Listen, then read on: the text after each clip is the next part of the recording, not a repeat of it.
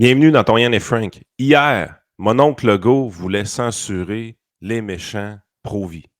Aujourd'hui, mon oncle Trudeau, il veut censurer Fox News. Sérieux, là, ça va être correct, là, la grande censure. Là. C'est quoi, vous avez de la misère avec la liberté d'expression, les amis? Pourtant, nous autres, on vous endure à journée longue, puis on ferme nos gueules.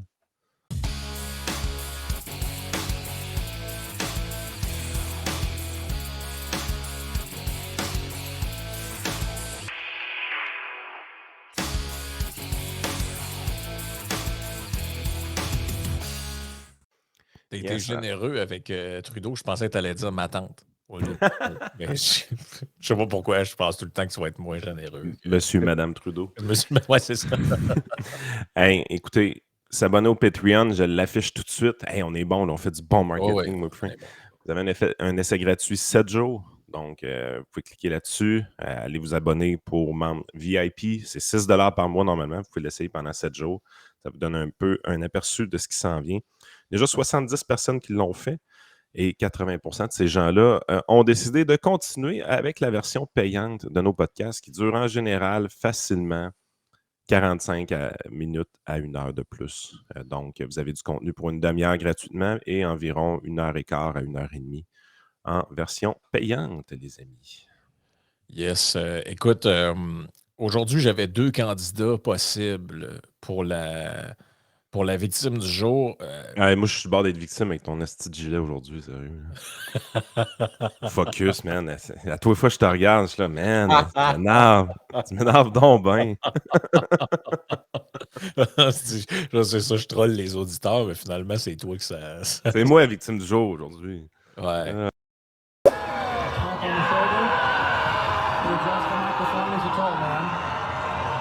There's so much potential for beauty and for devastation. Ah non, on a une vraie victime. On a une vraie victime. Oh oui, on a une vraie victime. Ben, écoute, j'avais 2 candidats. Je te nomme la première parce que c'est un peu troublant, là, la vidéo que j'ai vue. Là. C'est le Saint Matthew School. Excuse. Saint Matt's Tiger, c'est leur hashtag.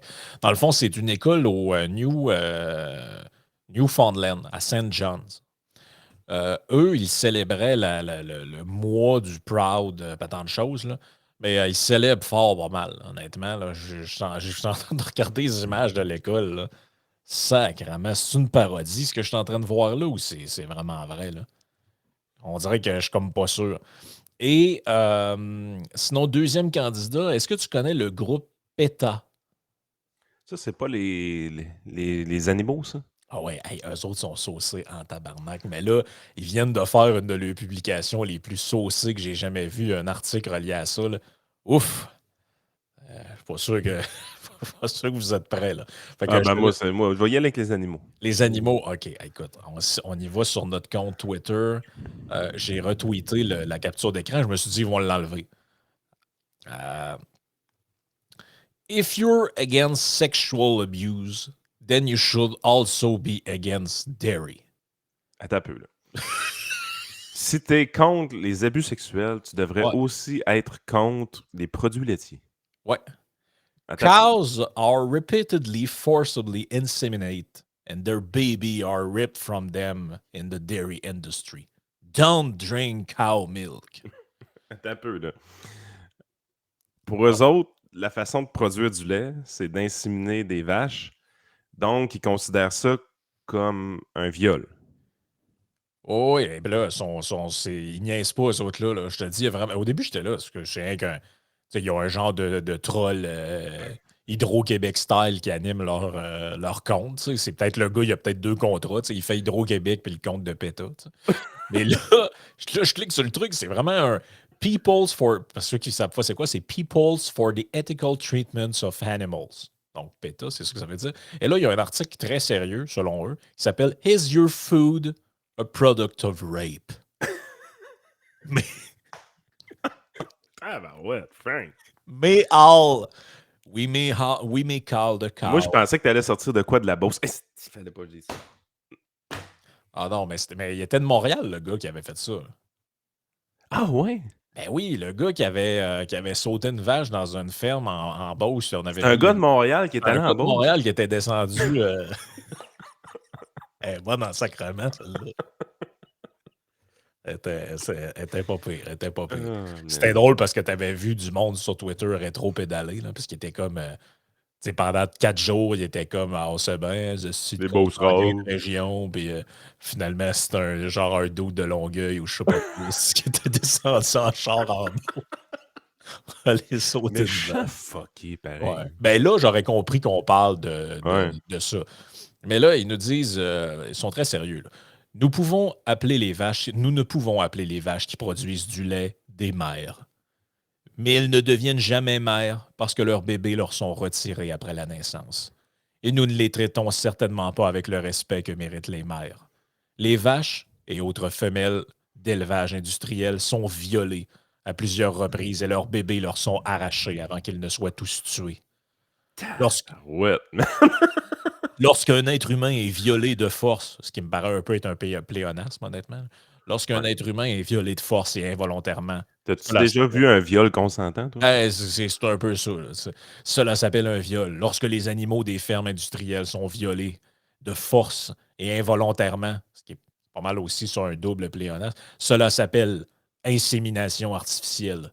Les vaches, les cochons, les dindes sont régulièrement violés et leur corps l'est par l'insémination artificielle. Ça va prendre combien de temps avec José Legault fasse un texte là-dessus? Ben, C'est de son calibre, là. Les vaches produisent du lait pour la même raison que les humains, nourrir leurs petits. Afin de les forcer à produire autant de lait que possible, les éleveurs fécondent généralement les vaches chaque année à l'aide d'un dispositif qui est un râtelier à viol. Pour imprégner une vache, une personne enfonce son bras loin dans le rectum de la vache afin de localiser et de positionner l'utérus, puis force un instrument dans son vagin. Ah non, c'est son sérieux, là. Là, je vous passe tous les détails parce que plus ça va, plus c'est gras. Là. Ça l'était déjà quand même pas mal. Là. Et là, ils nous disent qu'il y a des cages, on met les animaux dans des cages, là, puis bon, etc. Là. Moi, c'est pas avec un discours de même que tu vas me convaincre. Là. Non, mais le but de ces organismes-là, c'est de te convaincre de devenir vegan, c'est ça qu'on comprend. Je pense que c'est pas mal avoué. Là. Moi, c'est pas avec ce discours hystérique-là que tu vas me convaincre. Au même titre que, on peut glisser de ça jusqu'à un autre sujet dont on voulait glisser un mot. Moi, Je suis vraiment sans mots, sérieusement. Je sais pas quoi dire. Mais c'est là que tu vois que l'idéologie, ça peut amener très loin. Là, là on n'est plus juste dans « Ah, moi, je fais ça pour ma santé ou c'est mon choix personnel. » On est dans c'est un délire. Tu sais, c'est parce que l'insémination in vitro, ça existe aussi pour les humains. Mais là, vous allez dire, ouais, mais l'humain est consentant. Chris, je ne ferais pas signer un disclosure à la vache, clairement. Hey! Signe, pèse fort 3 copies, ma grande. Es-tu prête? C'est une vache. Ça va? Non, puis tu sais, je veux dire, mais c'est parce que cette logique-là, elle n'a plus de fin. Là. Je veux dire, les chevaux ne sont pas consentants à ce que tu montes dessus pour te promener. Ton chat, il y a un chat ici de chez nous. Il ne m'a pas donné mon consentement pour être ici. Il faut que je le relâche dehors, sinon je pourrais être reconnu coupable de séquestration animale. Ou quoi, là. Mais non, mais c'est la même chose, là. C'est le même délire. Là. C'est du délire. T'as-tu des poissons rouges chez vous, quelque chose? Là? Ils sont. Non. Il faut faire attention. Là. Non, moi, les animaux chez nous, on fait juste les manger. OK. C'est vraiment cruel. Ça va. Ah ben, Yann, tout le monde a compris que c'était le salaud du podcast. Là. Je l'assume mon rôle depuis. Oui, ben c'est ça. Il y en a qui n'ont juste pas compris qu'il y avait un peu d'ironie là-dedans. Là. Non, c'est ça. Mais tu sais, ce que j'allais dire, c'est que pour glisser sur un autre sujet, moi, c'est pas avec ce genre de discours hystérique-là que vous allez me convaincre de quoi que ce soit. Personne, en fait. Un peu comme ce genre de propos-là ne me convaincra pas non plus du bien fondé de vos pailles en carton puis de vos cuillères de bois. Moi, ce genre de truc-là, là, comme je vais vous montrer à l'écran, là, Là, tu as l'article du Devoir. Le Québec brûlera plus que jamais en raison de la crise climatique. Bon, discours hystérique. Et là, c'est retweeté par une espèce de... Lui, il est baveux, solide. Là. Je l'ai déjà écouté une couple de fois. Là. Bref, disons qu'il s'aime beaucoup. Là. Frédéric Bérard. Il retweet ça, puis il écrit « Let's go, les pirates de Twitter. On attend vos contre-discours scientifiques. » Donc là, peu importe le sujet, ça va toujours être la même affaire. C'est l'enflure verbale par-dessus l'enflure verbale. Puis si t'es pas systématiquement avec eux autres, c'est que t'es un débile d'extrême T'es droite. un pirate. T'es un pirate. Là, ça veut dire quoi ça, au juste, là? En tout cas, moi, j'avais cru comprendre qu'être pirate, c'est quand t'es abonné à la radio de Jeff Fillion. Mais ça a l'air maintenant, tu sais, Marceau est un pirate. Il y a même, quelqu'un disait ça à Sébastien Bovet l'autre fois. Là, es-tu rendu pirate? Là, êtes-vous malade? C'est rendu que c'est tout le monde. Là. C'est comme, c'est comme les gauchistes qui traitent tout le monde de fascistes. À un moment donné, t'es comme, bah oui, les fascistes. En Italie, Mussolini, la patente. Ici, il y a eu des mouvements un peu. Là, c'est rendu que t'as des fascistes dans le journal. À un moment donné, tu dis, d'après moi, votre mot, il ne vaut plus dire grand-chose. Non. C'est... Alors qu'il y a des vrais terroristes dans le journal, puis ça, c'est correct. Exact, faire sauter des... Ben, c'est ça, c'est un bon exemple. C'est pas avec ça non plus que vous allez me convaincre. Tu sais, je veux dire... Je sais pas, là, tu veux convaincre les gens de changer de comportement, puis tout. Arrêtez de lier tout puis n'importe quoi. C'est parce que là, dans le dernier mois, là, on nous a expliqué que le climat, c'était ça qui était la cause du fait qu'il y avait tellement d'eau que des gens étaient inondés en Baie-Saint-Paul. 3 semaines plus tard, Chris, le même phénomène cause tellement de sécheresse que les forêts brûlent partout. Hostie, ça va-tu entre vos deux oreilles? Je sais pas. Tu sais, on rit, mais c'est pas drôle, parce que c'est toutes des catastrophes naturelles qui sont des événements aléatoires. Puis ça, c'est quelque chose que j'ai déjà expliqué. Là. Les événements aléatoires, ça a toujours existé, ça va toujours exister. C'est plate, c'est de la merde, puis quand c'est proche d'endroits habités, évidemment, ça devient ultra médiatisé. Mais ces événements-là arrivent tout le temps. Là. Puis des fois, ils arrivent à des endroits qui ne sont pas habités, qu'on n'entend pas parler. Mais là, ça donne qu'il y a des événements rapprochés puis qui sont médiatisés parce qu'ils sont proches de milieux habités. C'est plate pour ces gens-là. Mais il y a des salauds qui utilisent chacune de ces catastrophes-là aléatoires-là pour pousser leur agenda politique. Plutôt que d'avoir de l'empathie avec les gens de ces régions-là, plutôt que de parler de ce qui se passe, de parler vraiment de l'organisation de l'aide, qu'est-ce qu'on a besoin pour aider la Croix-Rouge, peu importe l'armée, des trucs de même, ils font de la politique avec ça. Ils vont plugger leurs affaires de changement climatique. Puis regardez, là, les taxes qu'on met sont tellement importantes. Là. On va sauver la planète avec des taxes. Tu sais, maintenant, ces gens, c'est des salauds. Ils utilisent tous les événements populaires de l'actualité pour faire avancer leur agenda. Et c'est deux bords, hein, by the way. Je t'ai montré un exemple en fin de semaine, tout à l'heure. Il y a le milieu conspirationniste présentement qui utilise les. Hey, regardez comment c'est bizarre, tous les feux de forêt ont décollé en même temps. Puis là, on est en train de monter une théorie de la conspiration. Il y a une avec vidéo ça. tout croche, là, ça a l'air qu'il y a des hélicoptères qui pitchent du feu dans les forêts. Là. Bon, OK. Là, tu es là, tu dis, hey, vous êtes toute la gang, une gang de débiles. Autant ceux-là qui veulent lier les changements climatiques à tout ça, que ceux-là qui s'en vont dire que c'est volontaire, les feux de forêt. Vous êtes toutes des débiles. Calmez-vous les nerfs, sacrément. Tu sais à quoi ça me fait penser? Ça me fait penser à quand il y a une tuerie. Une tuerie, c'est un truc... tu sais, je veux dire, c'est un drame qui arrive comme ça, de manière aléatoire. C'est pas planifiable nécessairement. C'est dur à savoir que ça va arriver. Puis quand ça arrive, il n'y a personne qui cherche trop à savoir pourquoi. C'est toujours la même affaire. D'un bord, tu vas avoir le mouvement conservateur américain qui va dire « Ah, c'est à cause c'est à cause des démocrates, puis de leurs affaires de genre, puis de là, tout le monde est rendu fou, puis tout. » Puis de l'autre bord, « Ah, mais là, c'est à cause du deuxième amendement, puis des guns, puis toute la patente. C'est la preuve qu'il faut arrêter ici, puis ça. » Puis là, c'est full politique à l'os. Il n'y a plus moyen de débattre, il n'y a plus moyen d'essayer de comprendre c'est quoi qui est arrivé. Tu passes pour un salaud si tu t'exprimes. Fait que là, tu dis tabarouette. Ouais. Tout le Ben monde là, est ils dans ont réussi à l'émotion. nous mettre ça, là. Ils ont réussi à nous mettre ça de même, là. Il y a un feu de forêt quelque part. On n'est plus dans la vérité. On n'est plus dans savoir c'est quoi qui s'est passé. On est dans le délire. Et dans ce délire-là, vous devez choisir votre camp. Vous êtes soit un climato-anxieux ou un climato-négationniste. Entre les deux, ça n'existe pas. C'est Ou ça, c'est de même que les soit, termes du débat ont été posés.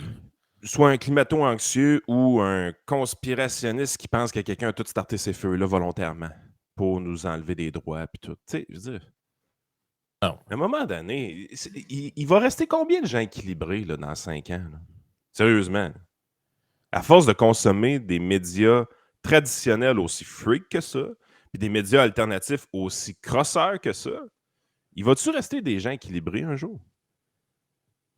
Ça va-tu exister encore? Ça va être une espèce en voie de Écoute, disparition? Là? hier, c'était tellement n'importe quoi que tu avais des articles qui circulaient qui nous disaient qu'il y avait 13 fois plus de feux qu'il y en avait l'année passée.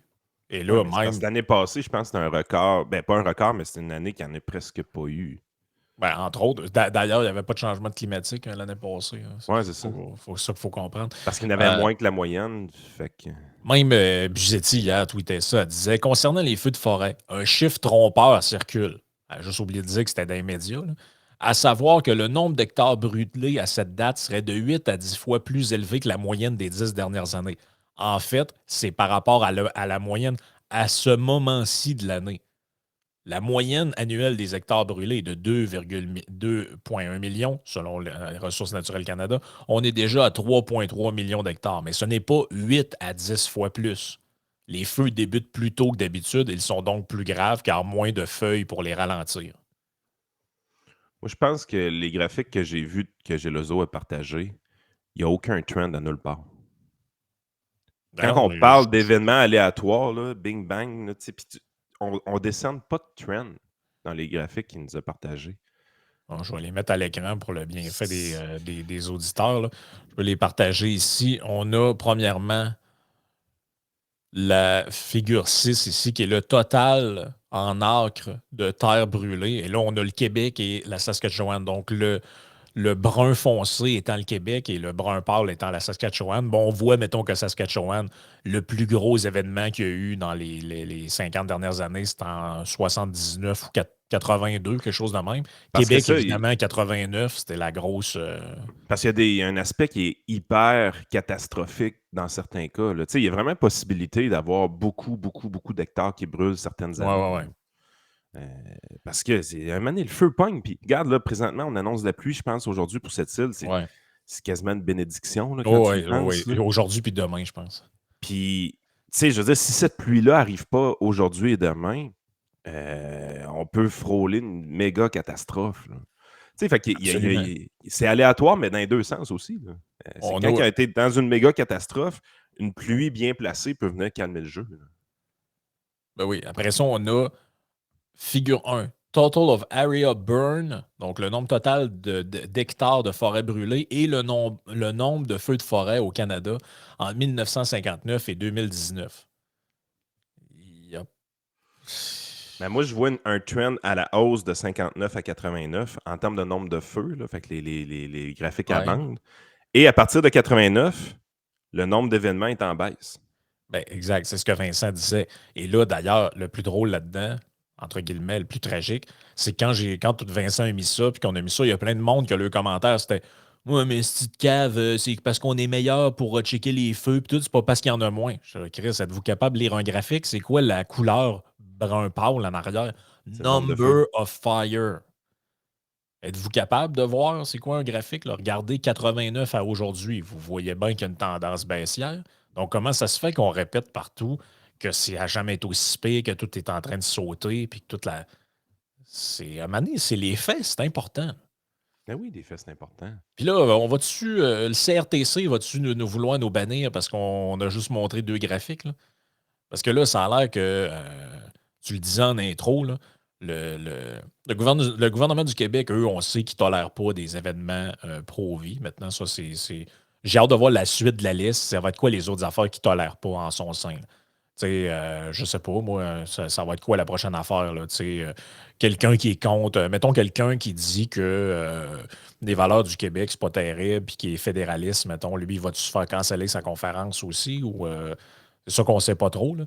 Et là, on a le CRTC. On en avait déjà parlé de ça, mais c'était une rumeur que le CRTC regardait pour bannir des postes de télévision américains des chaînes de câbleau distribution. Ça, juste pour dire aux gens, là, concrètement, ce que ça veut dire que vous vous abonnez à Bell ou Vidéotron avec la petite boîte en plastique là, en dessous de votre TV, là, puis vous arrivez pour vous mettre Fox News ou un autre poste de télé et il n'y en a pas. Il n'y en a pas pourquoi? Parce que l'organisme de régulation des télécommunications canadien, le même que Justin Trudeau, via son projet de loi, c'était-tu C11 ou je ne veux pas me mêler de numéro, là, mais il me semble que c'était ça, veut ou leur a donné le pouvoir d'appliquer sur Internet les mêmes affaires que sur les ondes radio et la télévision. Et voici ce qu'on apprend encore ce matin dans le National Post. Bannir Fox News de la télévision. Le CRTC entend alors que des milliers de Canadiens écrivent aux régulateurs. Et là, le plus capoté là-dedans, c'est que supposément que les gens qui leur écrivent sont bien d'accord avec ça. Non, oui, mais ceux-là qui veulent garder Fox News ou qui veulent continuer à l'écouter, ils vont-tu écrire au CRTC, vous pensez? Voyons.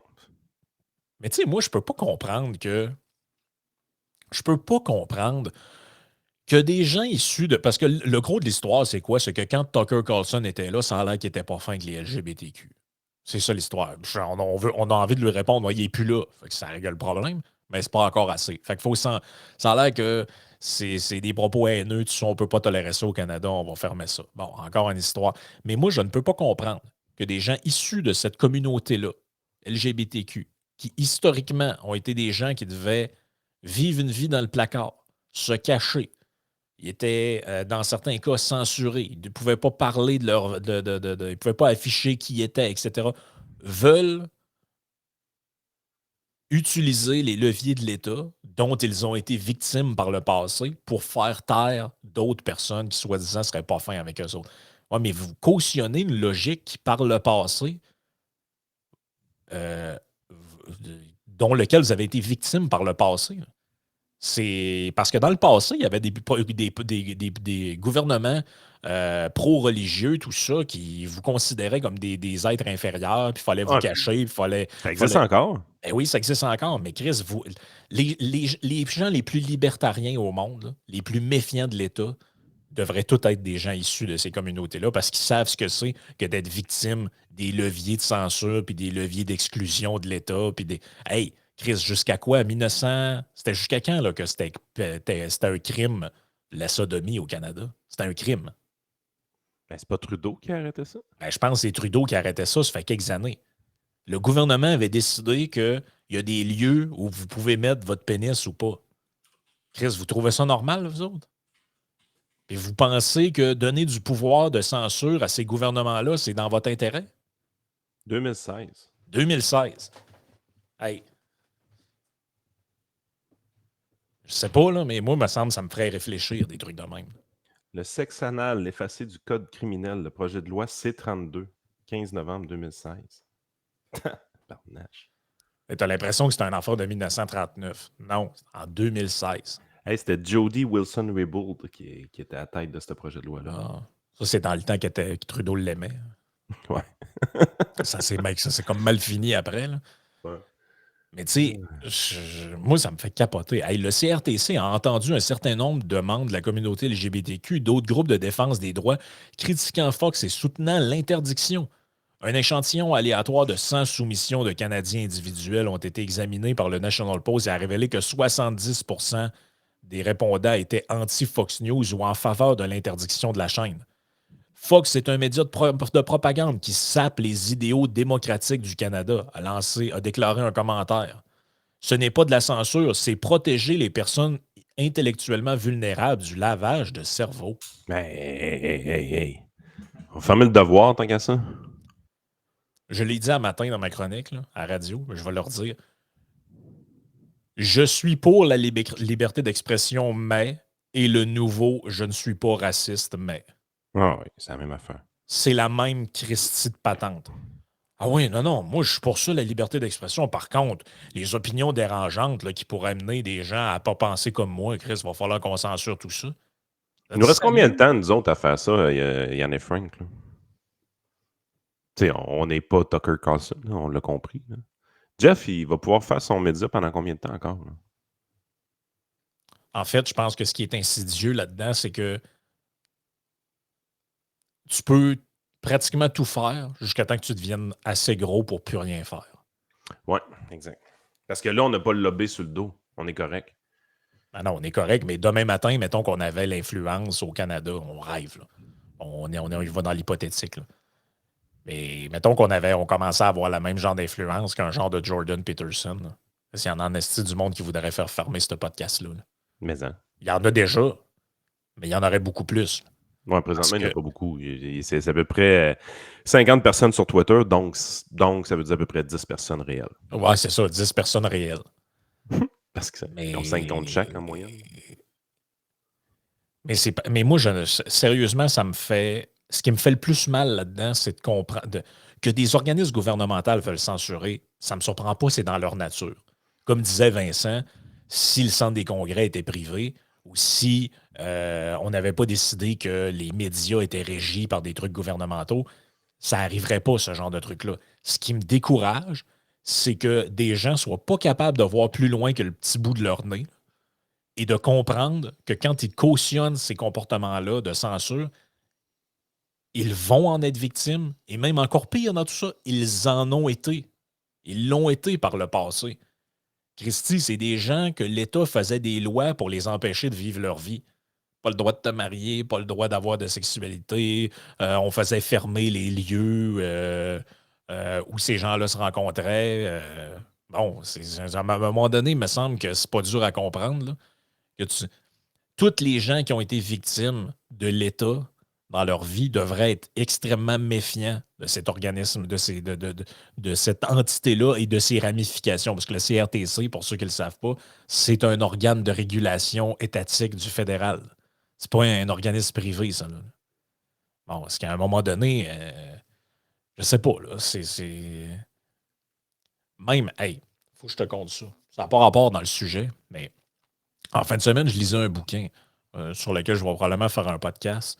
C'est une fille qui fait un genre d'exploration en Tasmanie, qui est la petite île au sud de l'Australie.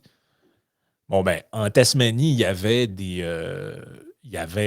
animaux là-dessus au début fin du 19e siècle, début du 20e siècle, qui appelaient les tigres de Tasmanie. Ça ressemble un peu à un genre de guépard, un peu, si tu veux, et ils sont disparus. Le dernier qui existe a été filmé, je pense, ou photographié dans un zoo en 1926. Et tu sais pourquoi il est disparu? Il est disparu parce qu'à l'époque, le gouvernement a dit hey, ça mange le bétail, ça, ces crises de bêtes-là. Ils ont donné une prime à tout le monde qui abattait des tigres. Ça n'a pas été long. Ça n'a pas été long. Il est disparu en 1926. Je pense que la prime qu'il donnait aux gens, c'était que ça a commencé comme, mettons, en 1915 ou quelque chose comme ça. En 1926, il n'y en avait plus un sur l'île, de ce qu'on sait. Mais mon point, c'est quoi? Pourquoi je parle de ça? On s'en fout, c'est un détail. Mais c'est que les organismes de protection des animaux là, qui se tournent vers l'État, puis qui veulent des réglementations, des règlements, à même titre que ceux qui veulent de la régulation, puis tout, est-ce que vous vous rendez compte que le trois quarts des affaires que vous condamnez sont le produit direct d'incitatifs que l'État a mis sur pied? Parce que si l'État ne commence pas à dire à tout le monde, écoute, on te donne 500$ si tu tues cet animal-là, tu penses-tu sérieusement que l'espèce disparaît? Puis j'ai aimé l'approche de Vincent qui était sensiblement la même que nous autres hier en termes de liberté d'expression. C'est que tu veux retirer des mains de l'État le pouvoir de décider justement qui peut ou pas tenir des événements. Donc, le problème hier, c'est pas que le gouvernement Legault a été paternaliste ou avec cette histoire-là du centre des congrès. Le problème fondamental de tout ça, c'est que le centre des congrès soit une entité de l'État. Tu sais, c'est capoté, mais je veux dire, on a on a le rapport annuel. Je le cherchais hier, j'ai fini par le trouver, quelqu'un qui me l'a envoyé. Écoute, Frank, c'est pas juste une société d'État, cette affaire-là. Là. C'est que c'est une putain de catastrophe économique. Là. Revenus. OK? Revenus. Subvention de fonctionnement du gouvernement du Québec, 9 millions. Subvention du gouvernement du Québec relative aux immobilisations corporelles, 5 millions. Subvention du gouvernement du Québec relative aux intérêts sur les emprunts, 1,6 million. Location d'espace événements, 1,9 million. Là, tu dis, oh, attends un peu. Voici les premiers revenus de sources privées. Donc, pour faire les événements qui ont lieu au Centre des congrès de Québec, 1,9 million en revenus. Revenus d'intérêt, 10 500 d'épinotes. Revenus Entente Québec Destination Affaires, QDA, 1,8 million. Les récits, probablement encore, subvention. Fait que sur les 19 millions de revenus, là, tout près de 20 millions, là, il y en a 2 millions qui viennent réellement du secteur privé. 10 10 des revenus ne viennent pas de l'État pour le Centre des congrès de Québec. Les charges, les frais d'événement, 975 000. Frais d'opération et d'administration, 11,9 millions. Ça, c'est, grosso modo, là, c'est des salaires. Là. Fait qu'autrement dit, canceller des gens qui louent des salles, on s'en sac un peu parce que c'est même pas 10 des revenus. Pour ramasser 1,9 million de revenus privés, on dépense en salaire tout près de 12 millions. Non, c'est n'importe quoi.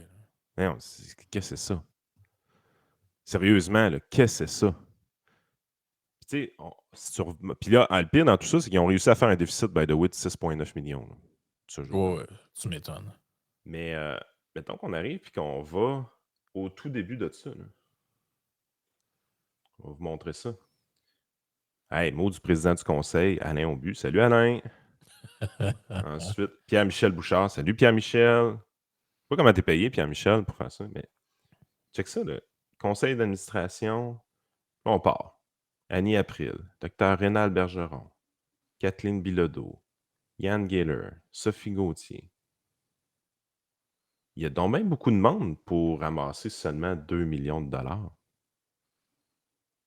Puis, tu sais, ça n'a pas l'air d'être payé 35 000 par année, ce monde-là. Non, je ne penserais pas, non.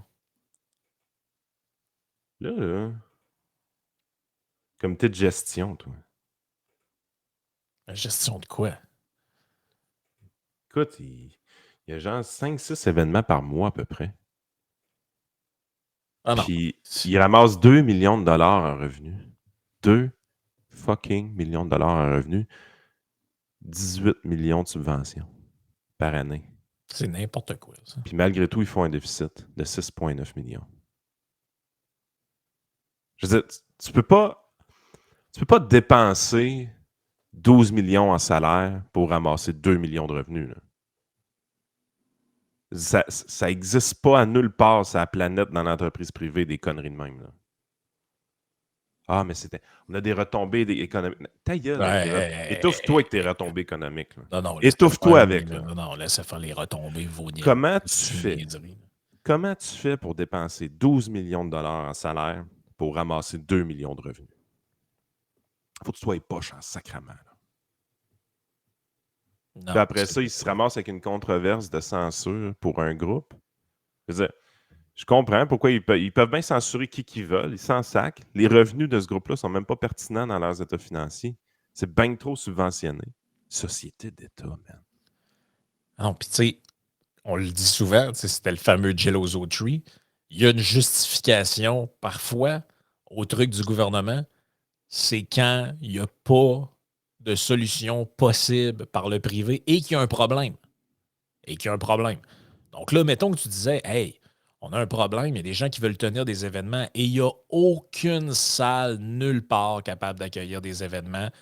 Tu sais, mettons, on pourrait penser à un petit village quelque part qui veut tenir des événements. Il n'y a pas de salle, il n'y a pas rien. Je sais pas. On brainstorm, on invente ça. Là.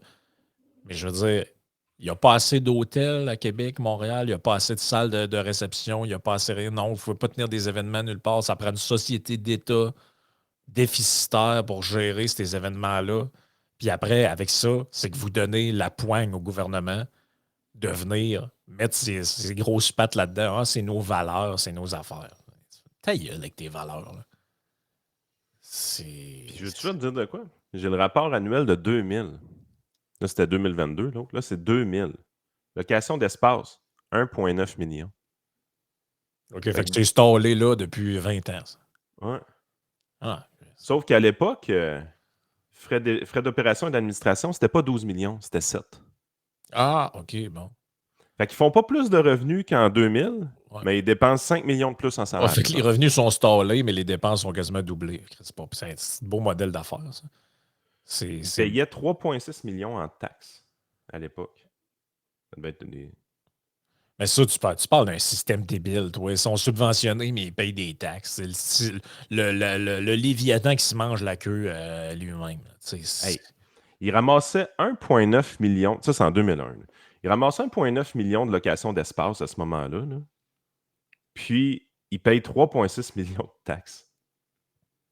C'est n'importe quoi. Là. Ça n'a pas de bon sens. C'est n'importe quoi. Subvention du gouvernement du Québec à l'époque, c'était pas tout près de 18 millions. C'était 9,5 millions. On subventionne des gros salaires, man. Oh, mais c'est ça le modèle québécois. Mais c'était la fameuse phrase, qui disait ça? C'était l'ancien chef du PQ, je pense, qui disait « Vous êtes contre ça, vous, les emplois de qualité? » Mais c'est parce qu'on crée un champ. Le modèle étatiste, c'est un scheme de Ponzi. C'est un truc pyramidal, ça. On ramasse l'argent, puis le but, c'est qu'en haut, il y ait du monde qui soit là à faire des trucs, on ne sait pas trop ce qu'ils font, mais ils ramassent l'argent, puis ils ont des belles jobs bien payés, puis c'est des bonnes conditions, puis tout, mais au final, il se passe quoi? Là? C'est quoi le service aux citoyens qui est rendu là-dedans? Hey, vous bénéficiez de ça, vous autres, les gens qui écoutez, là? C'est un service qui est rendu, là. Vous tirez des avantages de ça, rien prend tout, là. Là, les gens vont dire, je suis malhonnête. Ouais, mais là, il y a eu la COVID. OK, Oh! on va prendre 2018-2019. En 2019, il n'y a pas de COVID en 2019.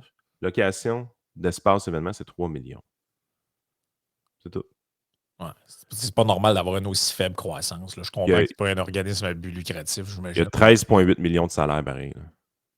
Ouais, 13,8 millions de frais d'administration et d'opération. C'est n'importe quoi. Hey, on invite les gens à s'abonner, encore une fois, comme au début du podcast, pour profiter de l'essai gratuit, donc avec le forfait intermédiaire qui est à 6 $. Un coup, vous avez passé le séjour. On espère que vous allez aimer assez ça, que vous allez continuer d'être abonné. Là, à ce moment-là, vous pouvez prendre le forfait que vous voulez, donc soit 3, 6 ou 10, pour avoir différents types de contenus dans différents laps de temps. Nous autres, on va poursuivre sur Patreon. Encore quelques petits sujets aujourd'hui. Ben, j'ai de quoi d'amusant qu'on va regarder. Est-ce que Kamala Harris est un robot? J'ai vu j'ai quelqu'un qui a fait un montage, puis je me pose sérieusement la question. Est-ce qu'elle est un robot? On a l'OMS qui veut lancer un passeport sanitaire mondial, complètement viré sur le top. Et on a aussi quelques autres petites affaires. On se garde des surprises pour cette partie-là. Fait que joignez-vous à nous, patreon.com/iSénéchal.